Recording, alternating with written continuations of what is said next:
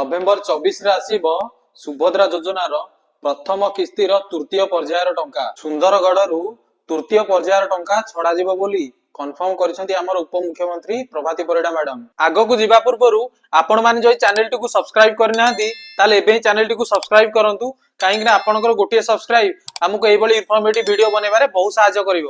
ତେବେ ଯେଉଁମାନଙ୍କର ସୁଭଦ୍ରା ଯୋଜନାର ଫର୍ମ ରିଜେକ୍ଟ ହୋଇଯାଇଛି ସେମାନଙ୍କର ଲିଷ୍ଟ କାରଣ ସହିତ ପ୍ରତ୍ୟେକ ପଞ୍ଚାୟତକୁ ପଠାଇ ଦିଆଯାଇଛି ବୋଲି କନଫର୍ମ କରିଛନ୍ତି ଶ୍ରୀମତୀ ପ୍ରଭାତୀ ପରିଡ଼ା ମ୍ୟାଡାମ।